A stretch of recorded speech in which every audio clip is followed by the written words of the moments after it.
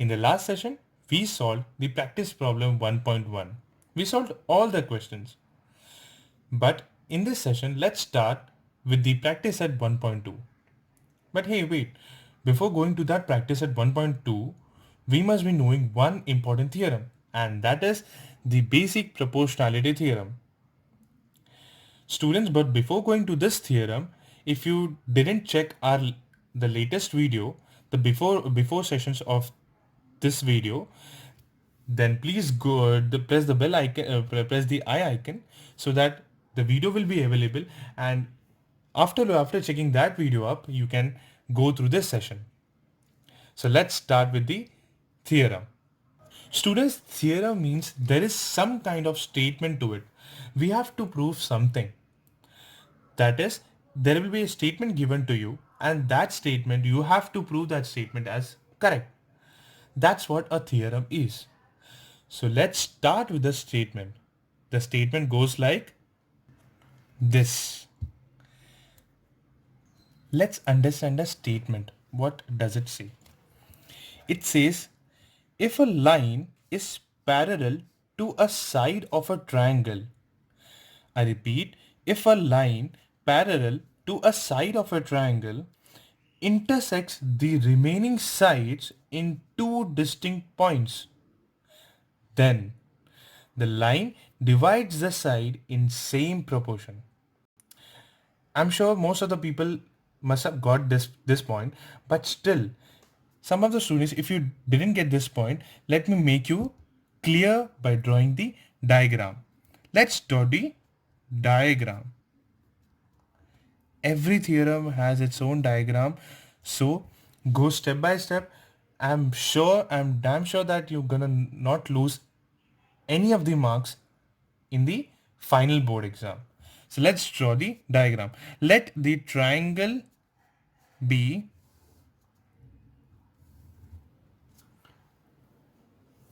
ABC. ABC. What does a statement say? It says, if a line parallel to a side of a triangle, that means there's a line like this. If imagine this is a line. If it's parallel to AC, then it will be like this. Correct? If it's parallel to BC, then it will be like this. If it's parallel to AB, then it will be like this. Correct? In the same way, they are saying that if a line parallel to a side of a triangle intersects the remaining sides in two distinct points. That means the line, wherever we draw the line, parallel to one of the side of this triangle must intersect the remaining two sides in two distinct points. That means let's draw a line parallel to this side BC. That means if I say this is line L and this line is parallel to this line, this side of the triangle BC, and even it's dividing, intersecting the two other sides, that is AB and AC of the triangle in two distinct points. Let the points be P and Q and Q. Then if wherever you face this, this statement, then that means you have to prove this, the after then wala part. Then the line divides the side in same proportion. Okay, so we have the diagram in front of us. What we have to prove, let's go through. Let's start with the first important thing, that is given. Very nice. What is given to us? Chalo, let's begin with the given part.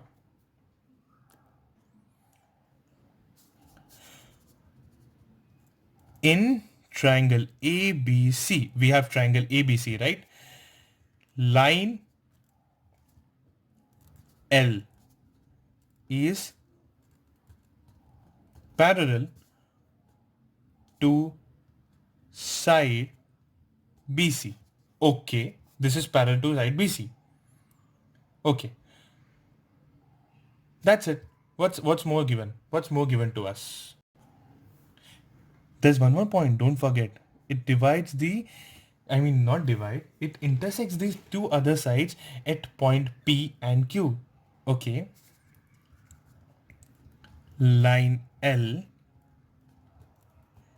intersects side AB and side AC at points P and Q respectively. Okay, so we are done with the given part. After that, what we write always? Yes, to prove.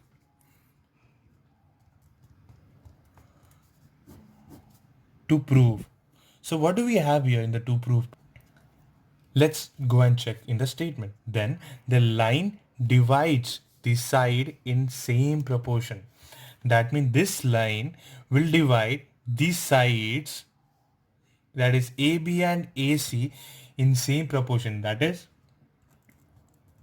AP upon PB is equals to AQ upon QC. That is AP upon PB is equal to AQ upon QC. Done, students? So we are done with the given part. We are done with the done writing with the to prove part. Let's start with the proof. But wait. Think. Will this question be solved like this diagram only? Think. There is only one triangle in the whole diagram, that is ABC. So I don't think so it's possible for us to find any of the equations regarding this part. For getting this part, we must draw something, we must get something from this triangle. Get something more from this triangle, I mean. For that, it is called as construction.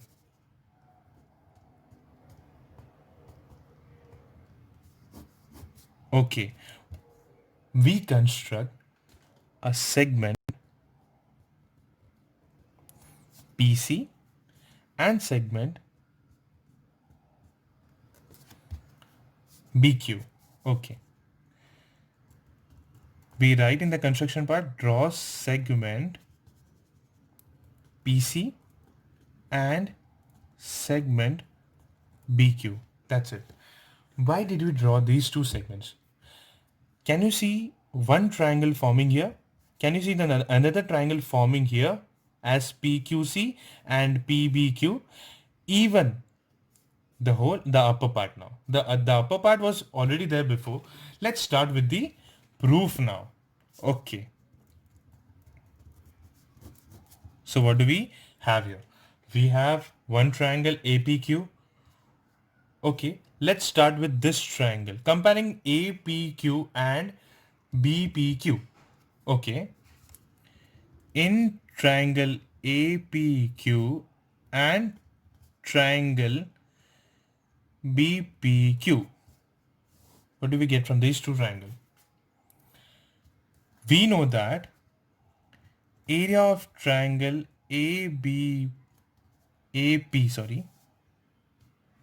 I'm extremely sorry. Area of triangle APQ upon area of triangle. Let's find the ratio of these two triangles. Since the to prove part has some ratios, let's start with solving the question with the help of ratios only. BPQ. Okay. Remember friends, it's a basic part which we already had studied in the session number 1. Those who have not checked our video number 1, make sure that they press the I button and go and check the video first and then solve this problem. Then it will be very easy for you to solve any kind of questions ahead. So we have half, already half will get cancelled. So let's not just write half. Let's write half into half into base into height, right? Since we are not writing half, let's write base into height. That is the base of triangle APQ. APQ is PQ. PQ into height of triangle is, let's imagine the one side is the height of the triangle, that is AP. AP, okay. Upon in triangle BPQ, we have common base. We have common base. So that is PQ into height is, let's consider this as a height. PB. Okay. We got as AP upon PB as equation number 1. Done? Done, students? Let's consider another triangle. Let's consider this triangle now. APQ and CPQ. Okay. Therefore, in triangle APQ and triangle CPQ. CPQ. What do we have here? We have like the same part, basics. If you're observing keenly, you will get to know that we got one side, one LHS of the equation from the to prove part, that is AP upon PB. We need this part now. So since we need AQ and QC in the picture, we are considering the triangle, this triangle again, and we are considering this triangle now, so that this part, this side will also come into picture now.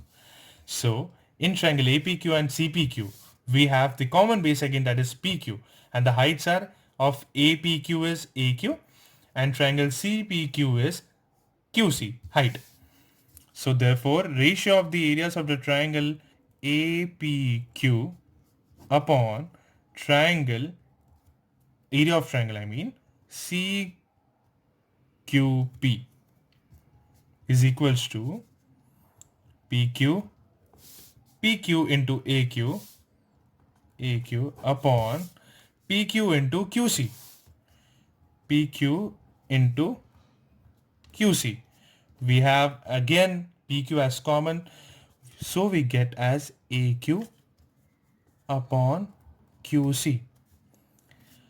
We got the other RHS of the equation from the equation to prove, I mean. So let's mark the equation as equation number 2. Students, remember, we got the virtual LHS, we got the virtual RHS part. These two will be equal only and only when these two are equal. So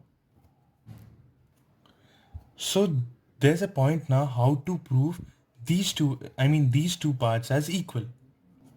Okay, let's compare the heights of these two triangles. The heights of the triangle BPQ and CPQ.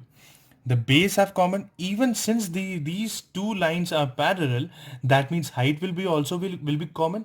That means the area of triangle BPQ and CPQ will be equal. So therefore in triangle BPQ and triangle CQP, area of triangle BPQ upon area of triangle CQP is equals to 1 upon 1, since base is also common and height is also common. Therefore this is the best part of the equation we got. Therefore we can write as, from equation 3 and 1 and 2, that is area of triangle APQ upon area of triangle BPQ is equals to area of triangle APQ upon area of triangle CQP. So students, what do we get at the end? That is AP upon PB is equals to AQ upon QC. That's all we wanted to prove, students. So we got the final answer, hence proved. Go step by step, you will get the answer. So in the next session, we'll be solving problems regarding to this theorem.